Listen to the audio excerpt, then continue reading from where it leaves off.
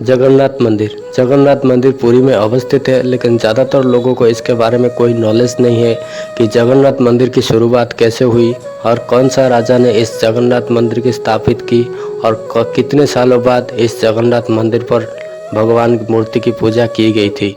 इस वीडियो में हम लोग जानने वाले हैं कि जगन्नाथ मंदिर की शुरुआत हुई कैसे और कौन सा राजा इस मंदिर की स्थापना किए थे।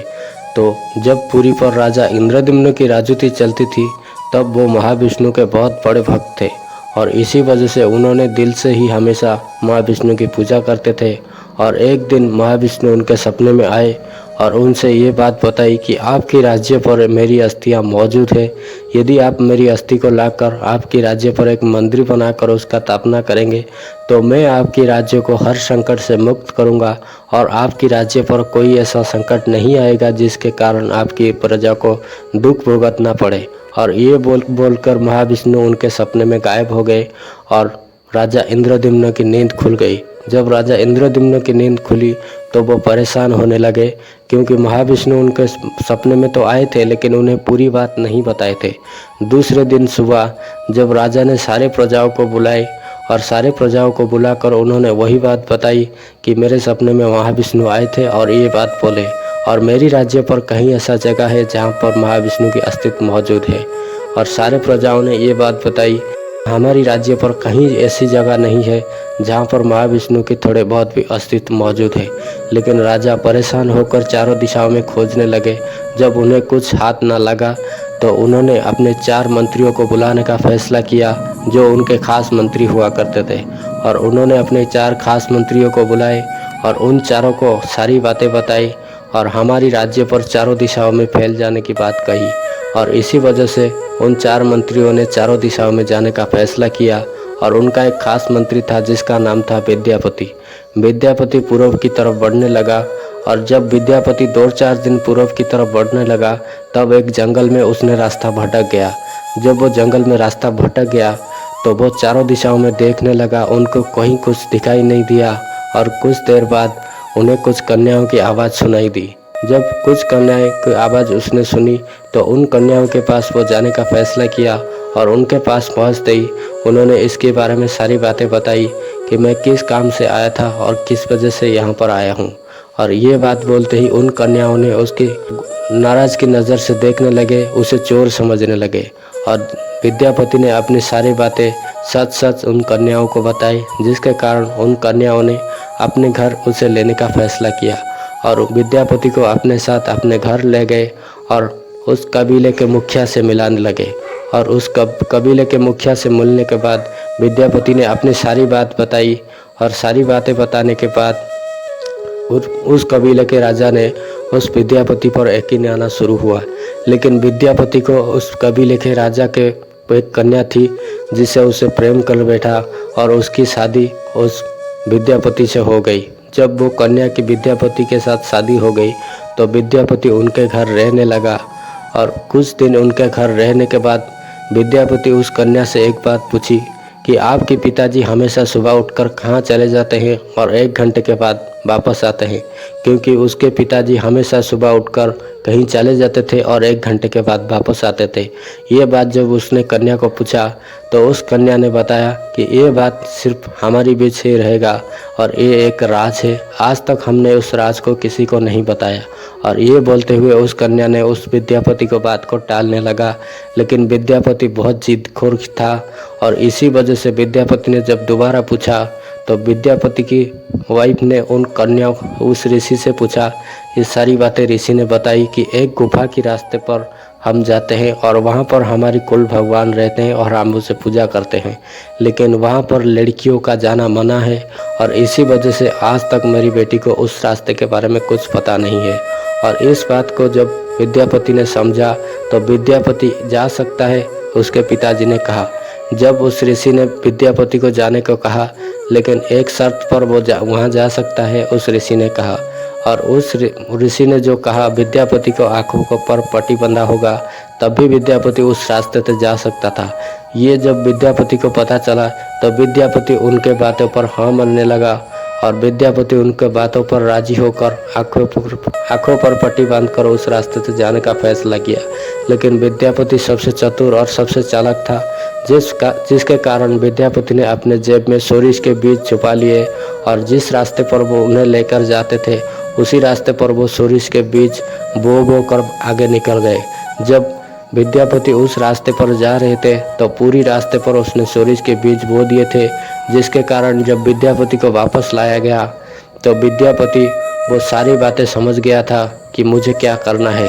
और विद्यापति उस भगवान को देखने के बाद उसे समझ में आ गया कि ये हमारा कुल भगवान है और यही हमारी राजा को चाहिए। और घर आते ही उसने उस कन्या से पूछा कि मैं अपने घर वापस जाना चाहता हूँ और घर वापस जाकर मैं अपने माँ बाप को सारी सच्चाई बताऊंगा कि आपसे मेरी शादी हो चुकी है और उनसे मंजूरी लेकर वापस आऊँगा। जब उन्होंने ये बात बोलकर घर वापस आने का फैसला किया और वो उसी रास्ते से जाने लगा जिस रास्ते पर उसने सोरिष के बीज बोया था। और उसी रास्ते पर वो ढूंढते ढूंढते उसे वो जगह मिल गया और उसे वो जगह मिलने के बाद उसने पूरी सच्चाई जान ली। और पूरी सच्चाई जानने के बाद उसने राजा के पास आना शुरू किया और राजा को सारी सच्चाई बता दी। जब राजा को उसने सारी सच्चाई बताई तब राजा ने उसे फैसला किया कि उस जगह पर मुझे जाना चाहिए। लेकिन राजा रात में जब सो रहे थे तब विष्णु भगवान उनके सपने में फिर से आए और उन्हें फिर से बताया कि समुंदर के किनारे एक बड़ा सा लकड़ी का टुकड़ा पड़ा होगा और उस लकड़ी के टुकड़े को आपको लाना है और उसी से मेरी मूरत बनेगी। जब राजा ने उस लकड़ी के टुकड़े के पास गए तो उन्हें बहुत परेशान हुआ क्योंकि वो लकड़ी का टुकड़ा राजा के हाथ पर उठा ही नहीं और कई सारे लोग भी मिलने लगे और उस लकड़ी को टुकड़ा को उठाने के लिए, लेकिन उस लकड़ी का टुकड़ा वहाँ से 1 इंच तक नहीं घुसा, जिसके कारण राजा बहुत परेशान हो गए और वापस आने लगे। जब वो राजा उस लकड़ी को टुकड़े को लाने में नाकाम रहे तब भूखा प्यासा उन्होंने वापस आने का फैसला किया। जब वो वापस आ गए और विद्यापति को फिर से उसके पास भेजने की प्रयास किया और विद्यापति उस ऋषि के पास फिर से गया क्योंकि विष्णु भगवान का ये भी कहना था आपकी मंत्री ने उस ऋषि से धोखा करके मुझे यहाँ लाने की कोशिश कर रहे हैं। और विद्यापति ने सारी सच्चाई उस लड़की से बताई। जब उसने उस लड़की से सारी सच्चाई बताई तो राजा ने खुद जाकर उस मुखिया से सारी सच्चाई बता दी। जब राजा ने जाकर उस मुखिया से सारी सच्चाई बताई तब उस मुखिया के साथ राजा भी आने लगे। और राजा जब रात में फिर से सो रहे थे तब उनको सपने में आया कि आप दोनों मिलकर उस लकड़ी को लाने की कोशिश करोगे तभी वो आसानी से आ जाएगा। तो दूसरे दिन सुबह राजा और मुखिया दोनों मिलकर उस लकड़ी को टुकड़े को लाने की कोशिश किए और वो बड़ी आसानी से वापस आ गया था। लेकिन उनकी कहानी यहीं पर ख़त्म नहीं होती। उनके राज्य पर एक सिर्फ पत्थर की मूर्त बनाने वाले थे, लेकिन कोई ऐसा कारीगर नहीं था जो लकड़ी पर मूर्त बना सके।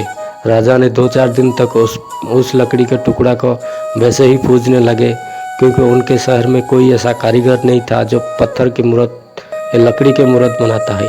लेकिन एक दिन उनके पास एक भिखारी आता है और वो भिखारी उनके सारी बातें बताता है कि आपको लकड़ी की मूर्त बनाने वाले मजदूर की ज़रूरत है। राजा ने इस बात पर हाँ में हाँ मारा।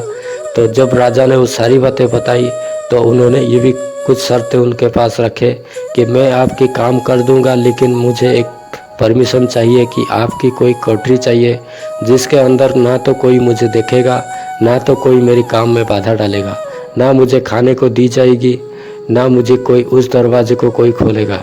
ये बात सुनकर राजा ने हाँ कहा और उन्हें एक कोठरी के अंदर बंद कर दिया गया।